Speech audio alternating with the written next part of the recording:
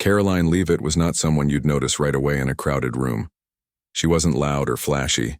Instead, she carried herself with quiet confidence, the kind that made people trust her without knowing exactly why. At 27 years old, Karoline worked as a paralegal at a small law firm nestled in the heart of New Hampshire. Her days were filled with stacks of paperwork, endless emails, and the occasional trip to court to assist lawyers during hearings. Though it wasn't glamorous, Karoline loved what she did. Every day brought something new, a chance to learn, grow, and inch closer to her dream of becoming a lawyer someday. On one chilly autumn morning, Karoline woke up earlier than usual. There was a slight nip in the air, the kind that made you want to wrap yourself in layers just to stay warm. After getting ready, she pulled on a cozy cardigan-style Coss, a lightweight sweater-like garment, and headed out the door. It wasn't fancy, but it was comfortable, professional enough for her role and perfect for the weather. Little did she know, this simple choice would lead to an experience she'd never forget. The courthouse where Karoline was headed was an imposing building with tall marble columns and heavy wooden doors. Inside, the atmosphere buzzed with activity. Lawyers shuffled past each other, clutching briefcases stuffed with documents. Witnesses sat nervously in waiting areas, while bailiffs kept watch over everything. For Karoline, none of this was unusual. She had been inside countless courthouses before, assisting attorneys and observing proceedings. Today, however, felt different somehow. Maybe it was the crispness of the fall air outside or the faint unease she couldn't quite shake off as she walked through those grand doors. When Karoline entered the courtroom assigned to the case she was working on, she took her seat quietly near the back. The judge hadn't arrived yet, so there was still time to review notes and prepare mentally for the hearing ahead. As she flipped through her files, she noticed a few glances from others in the room, some curious, some indifferent, but nothing out of the ordinary. Everything seemed normal until the moment Judge Harold Whitmore stepped in. Judge Whitmore was known throughout the legal community for his strict adherence to decorum. He believed strongly in maintaining order and respect within his courtroom, often going out of his way to enforce rules rigidly. Some admired him for his commitment to tradition, others found him unnecessarily harsh. But no matter how people felt about him, everyone agreed on one thing: crossing Judge Whitmore was never a good idea. As soon as he settled into his chair behind the bench, Judge Whitmore scanned the room with sharp eyes. His gaze lingered briefly on various individuals before landing squarely on Karoline. She froze under his stare, unsure why he seemed fixated on her. Then, without warning, he spoke in a booming voice that echoed through the chamber. "Young lady," he said, pointing directly at her, "what is that you're wearing?" Karoline blinked, caught off guard by the sudden attention. She glanced down at her outfit, wondering if she'd missed something obvious, a stain perhaps, or a button undone. But everything appeared fine. Confused, she looked back up at the judge and replied politely, "Your Honor, I'm wearing professional attire suitable for my role as a paralegal." Judge Whitmore frowned deeply, clearly unimpressed by her response. "Suitable?" he repeated, his tone dripping with skepticism. "That sweater does not meet the standards of courtroom decorum. This is a place of law and justice, not a casual gathering." Murmurs rippled through the room as heads turned toward Karoline. She felt heat rising to her cheeks, embarrassment washing over her like a wave. Before she could say anything further, the judge continued, "I will not tolerate such informality in my courtroom. Consider this a lesson in professionalism." With that, he announced a $50 fine for contempt of court, a punishment meant to send a message to anyone daring to question his authority. Karoline's mind raced as she processed what had just happened. A fine? For wearing a sweater?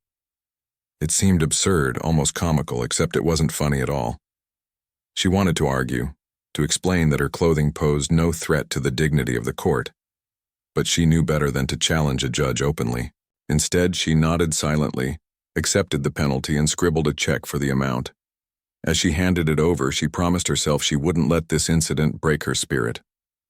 If anything, it only fueled her determination to prove herself, not just as a competent paralegal, but as someone capable of standing up for fairness when it mattered most. Later that afternoon, as Karoline sat alone in her car outside the courthouse, replaying the scene in her head, she realized something important. While the judge may have seen her sweater as inappropriate, he failed to see the person wearing it, the hard-working, intelligent, and passionate individual underneath. And though the fine stung, it also planted a seed of resolve within her. What started as a minor humiliation might just become the catalyst for something much bigger, a journey toward proving her worth, not just to Judge Whitmore but to the entire legal world. For now, Karoline drove home, her thoughts swirling with questions and possibilities. Would she let this moment define her, or would she rise above it, turning adversity into opportunity? Only time would tell, but one thing was certain. Karoline Leavitt was far from finished. When Karoline returned to the office after her humiliating encounter at the courthouse, she was greeted by sympathetic smiles from her colleagues. They had heard about what happened. News traveled fast in their tight-knit workplace, and everyone wanted to offer words of comfort. Some joked about how Judge Whitmore's obsession with courtroom attire bordered on ridiculous, while others shrugged it off as just another example of his notoriously grumpy personality. "Don't take it personally," one coworker said, patting her shoulder. He probably would have fined someone for wearing socks that didn't match. At first, Karoline tried to brush it off too. She laughed along with the jokes and assured her coworkers that she wasn't upset. After all, $50 wasn't going to ruin her life, and the incident would soon fade into memory like so many other minor inconveniences. But deep down, something gnawed at her. It wasn't just the fine itself, it was the principle behind it.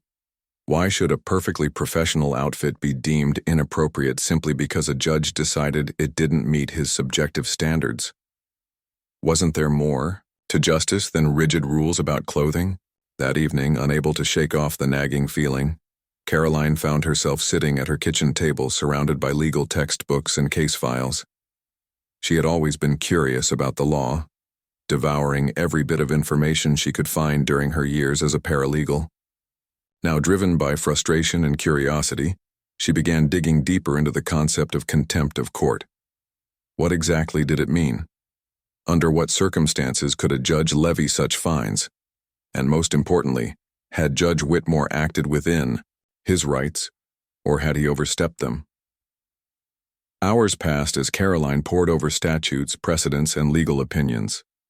At first, the material felt overwhelming, dense with jargon and technicalities. But slowly, patterns emerged. One particular case caught her eye.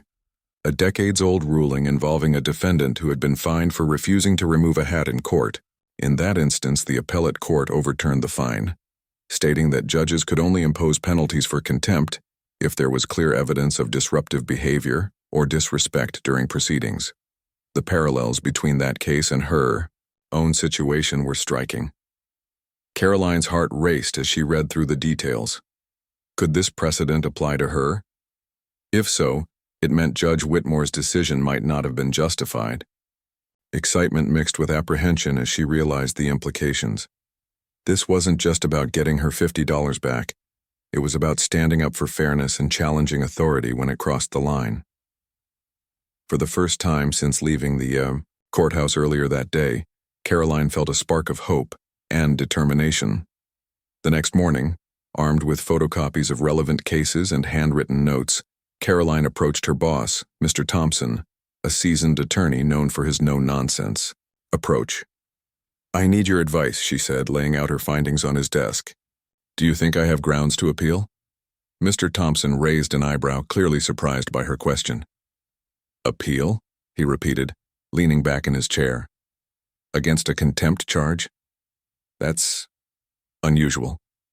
"I know it sounds crazy," Karoline admitted, twisting her hands nervously. "But I've done my research. There's a strong argument here. Plus, if I don't try, I'll always wonder what could have happened." Her boss studied her for a moment, then nodded thoughtfully. "You're right," he said finally. "It's unusual, but not impossible. And honestly, Karoline, if anyone can pull this off, it's you. You've got guts, kid. Go for it." With Mr. Thompson's blessing and a little guidance on filing procedures, Karoline threw herself into preparing her appeal. Every spare moment was spent refining her arguments, double-checking citations, and rehearsing potential responses to counter-arguments. She even stayed late at the office some nights, poring over old transcripts and consulting online forums where lawyers discussed obscure legal loopholes. Though exhausting, the process was exhilarating. For the first time, Karoline felt truly alive, as though she'd stumbled upon a hidden talent she never knew she possessed. As word spread around the office about her plans, reactions ranged from admiration to skepticism. Some co-workers cheered her on, impressed by her courage and dedication. Others whispered among themselves, questioning whether she was biting off more than she could chew. "She's smart, sure," one colleague remarked, "but taking on a judge? That's bold, even reckless." Karoline heard the murmurs but chose to ignore them. She understood their doubts. After all, she was a paralegal without formal legal training, going up against a system stacked heavily in favor of those in power. But she also knew something they didn't. This wasn't just about winning or losing. It was about proving to herself and maybe to the world that ordinary people could challenge injustice, no matter how daunting the odds.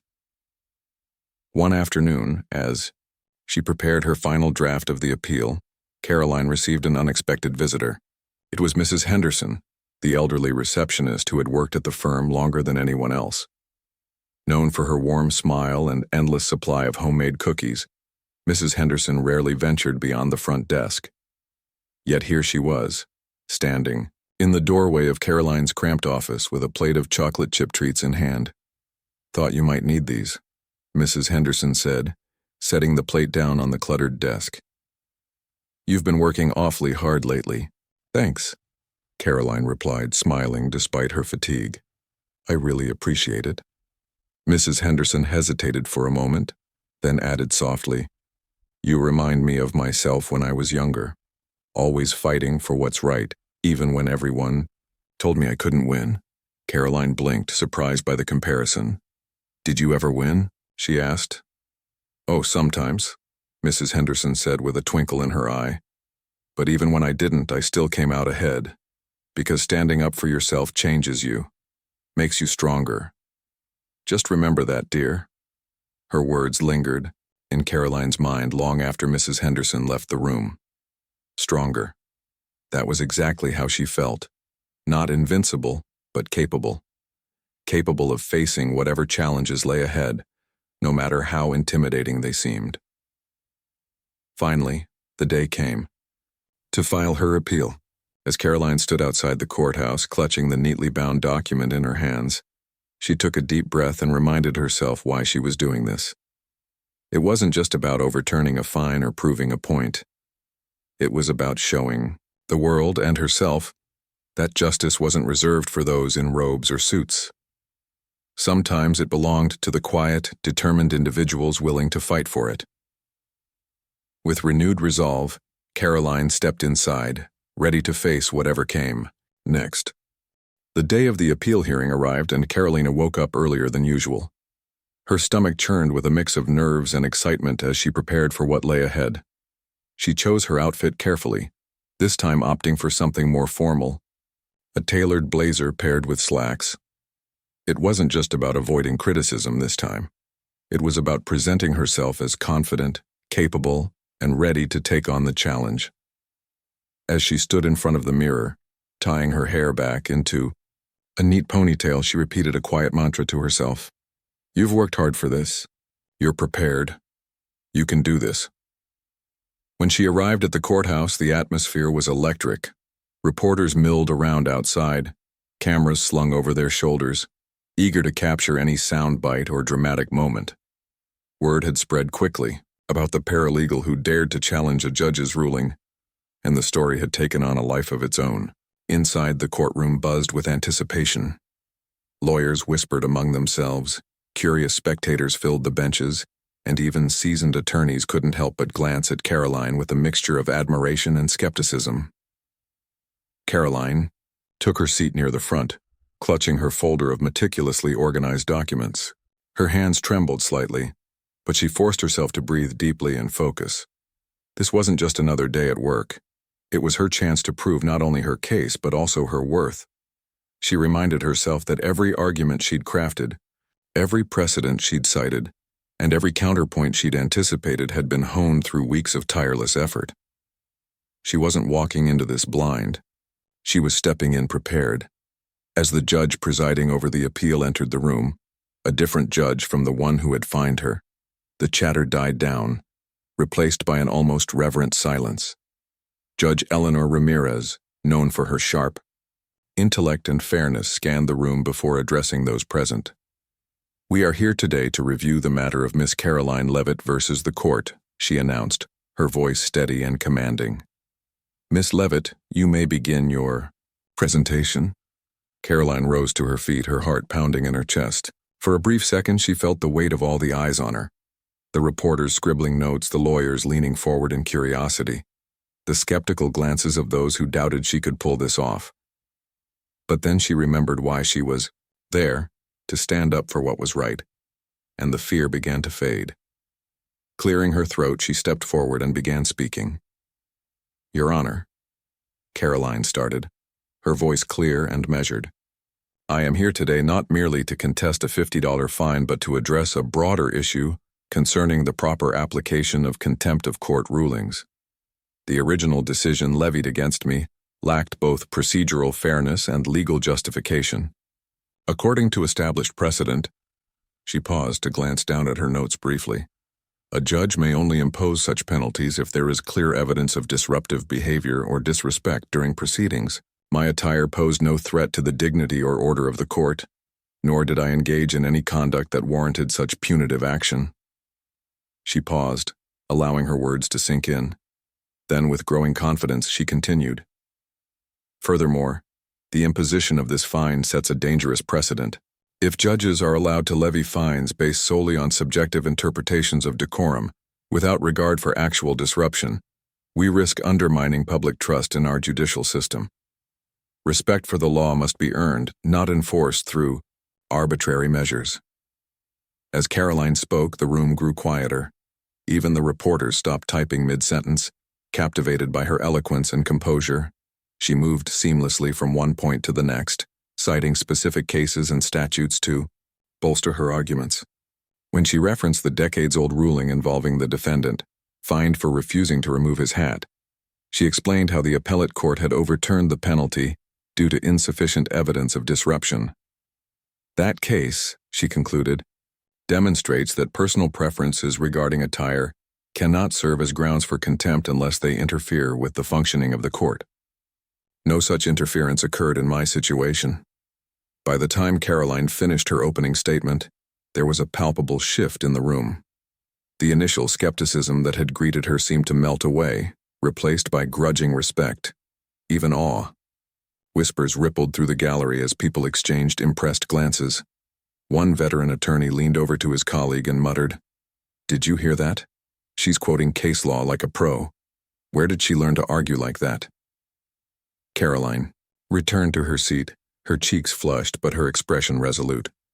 She knew she wasn't done yet, far from it. But she had set the tone.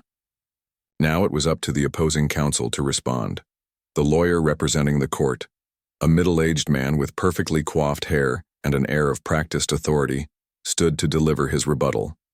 He began confidently, reiterating Judge Whitmore's stance on maintaining decorum and emphasizing the importance of adhering to traditional standards of professionalism.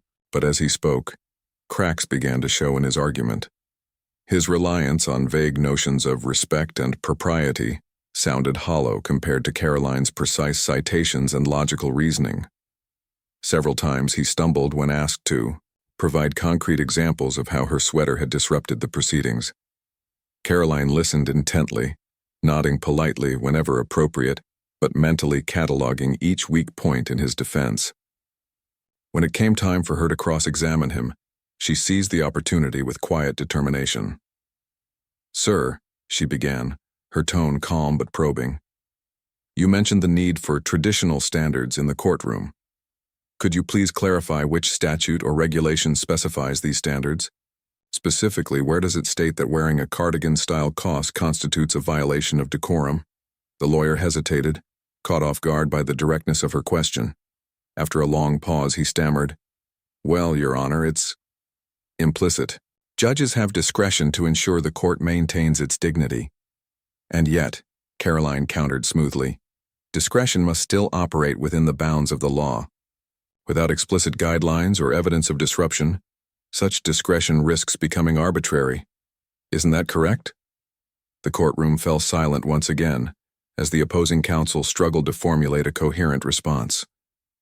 Judge Ramirez watched the exchange closely, her expression unreadably neutral but undeniably intrigued. By the end of the hearing, it was clear that Karoline had made a powerful impression, not just on the judge, but on everyone in attendance. As she gathered her papers and prepared to leave, several people approached her to offer congratulations or express admiration for her performance. Even the skeptical colleagues who had doubted her ability to succeed now looked at her with newfound respect. That evening, as Karoline reflected on the day's events, she allowed herself a small moment of pride. She hadn't won yet, not officially, but she had proven something far more important: that intelligence, preparation, and perseverance could level the playing field, even against overwhelming odds. Whatever the outcome of the appeal, she knew she had already achieved something remarkable, and deep down she suspected this was only the beginning of her journey. The days following the appeal hearing felt like an eternity for Karoline. Every morning she woke up hoping to hear some news about the ruling, but nothing came. Instead, life went on as usual, or at least it tried to. Her co-workers treated her differently now, with a mix of admiration and curiosity. Some stopped by her desk just to chat, asking how she managed to stay so calm under pressure, or whether she'd always known she had a knack for arguing cases. Others teased her good-naturedly, calling her Judge Leavitt whenever they passed her in the hallway. Despite the light-hearted banter, Karoline couldn't shake the tension building inside her. She replayed every moment of the hearing in her mind, analyzing what she could have said better, wondering if she'd missed any crucial detail that might sway the judge's decision against her. To distract herself, she threw herself into her work, helping lawyers draft motions, organizing case files, and even volunteering to assist with research projects after hours. Still, no matter how busy she kept herself, the waiting gnawed at her patience. Then, one crisp afternoon, the call finally came. It was from the courthouse. Her heart skipped a beat as she picked up the phone, bracing herself for whatever news awaited her. The clerk on the other end delivered the message succinctly. Judge Ramirez had issued her ruling. Karoline thanked the clerk and hung up, her hands trembling slightly. Taking a deep breath, she grabbed her coat and headed straight to the courthouse. When she arrived, the courtroom was quieter than it had been during the hearing, though a few reporters lingered outside, cameras ready. Inside, the air felt heavy, with anticipation. As Karoline took her seat near the front, she noticed Judge Whitmore, the same judge who had fined her, sitting among the spectators. His presence unnerved her momentarily, but she reminded herself why she was there. This wasn't about him anymore. It was about proving a point, one that mattered far beyond her own experience. Judge Ramirez entered the room, her expression unreadable as always. After a brief pause to allow everyone to settle, she began reading her decision aloud. "After careful consideration of the arguments presented," she said, her voice steady and authoritative, "this court finds that the original fine imposed upon Miss Karoline Leavitt was unwarranted and unjustified. There is insufficient evidence to support a finding of contempt based solely on attire. Therefore, the fine is hereby overturned." Wave of relief washed over Karoline, followed quickly by a surge of triumph. She sat perfectly still, letting the words sink in. Around her, murmurs erupted, some celebratory, others disbelieving. Reporters scrambled to jot down notes, while spectators exchanged wide-eyed glances. Even Judge Whitmore shifted uncomfortably. In his seat, his face flushed with embarrassment, but Judge Ramirez wasn't finished yet. Turning her gaze directly toward Karoline, she added, "Miss Leavitt, your presentation before this court demonstrated not only exceptional knowledge of legal principles but also a commendable commitment to upholding justice. While the circumstances surrounding this case were unusual, They highlighted the importance of ensuring that judicial authority is exercised fairly and within the bounds of the law. I encourage you to continue pursuing excellence in your chosen field. The courtroom erupted into applause, breaking protocol entirely. Karoline stood awkwardly, unsure whether to bow her head in gratitude or simply smile. In the end, she settled for both, her cheeks glowing red as she nodded respectfully to Judge Ramirez. When she turned to leave, she found herself surrounded by well-wishers, reporters eager for interviews, colleagues offering hugs, and strangers congratulating her on a job well done. Outside the courthouse, the scene was equally chaotic. Microphones were thrust into her face as journalists fired questions at her. "How does it feel to win?" one asked. "Do you plan to sue Judge Whitmore?" another pressed. Karoline raised her hands gently, signaling for quiet. "I didn't do this for revenge or attention," she said firmly. "I did it because I believe in fairness. For everyone. If my story inspires others to stand up when something doesn't seem right, then that's the real victory."